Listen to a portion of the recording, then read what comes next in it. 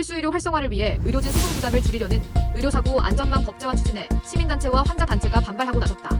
의료대란 장기화에 따른 환자들의 고통에도 돌아오지 않는 의사들에게 과도한 특례가 주어진다는 것이다. 한국환자단체연합회와 경제정의 실천시민연합은 5일 의료사고 안전망 강화를 위한 시민사회 입장 발표 기자 간담회를 개최했다. 기자 간담회에는 의료개혁특별위원회 산하, 의료사고 안전망 전문위원회의 위원으로 참여하고 있는 한국환자단체연합회 안기종 대표, 경제정의 실천시민연합 송기민 보건의료위원장, 법무법인 히포크라테스 박효균 변호사와 이정민 변호사 등이 참석했다. 보건복지부 등에 따르면 정부는 의료사고 형사처벌법 등 관련 법 개정안을 올해 상반기 중 국회에 제출할 계획이다. 해당 제정안은 형사처벌 특례로 합의 필수 의료와 무관하게 중과실만 기소한다는 내용을 골자로 한다.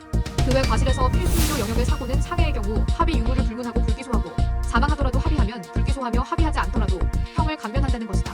이에 대해 박효균 변호사는 정부와는 한마디로 경과실 필수 의료 사고에 대해서 다 봐주겠다는 건데 너무 파격적이고 이상하다며 형법상 업무상과실 치사상죄 규정을 의사에만 적용하지 않으려는 것은 평등 원칙을 위반하는 것이라고 지적했다. 그는 이는 의료사고 피해자들의 전폭적인 양보를 전제하는 것인데 정부는 국민에게 객관적이고 충분한 정보를 제공하지 않은 채 의료인에게 특혜를 부여하겠다는 것이므로 향후 적지 않은 논란이 예측된다고 주장했다.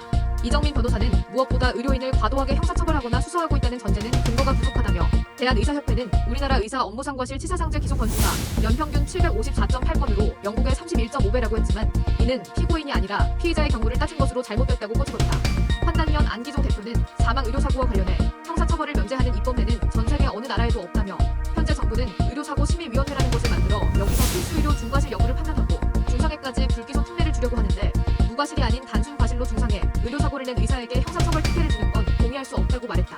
그러면서 현재 불법 대리수술 등 12개 유형을 제외하면 대부분의 병원 의료사고는 단순 과실로 인한 것이라며 과실이 아예 없는 경우에는 의료진 소환조사를 생략, 불기소할 수도 있겠지만 단순 과실도 불기소한다고 하면 이는 의사만을 위한 특권법이 될 것이라고 비판했다. 아울러 정부와 국회는 의료사고 피해자 유족이 울분을 해소할 수 있도록 의료사고 설명 의무, 의료사고 관련 유감표시 증거능력 배제, 의료사고 피해자 트라우마 센터 설치, 입증 책임 부담 완화를 위한 입법부터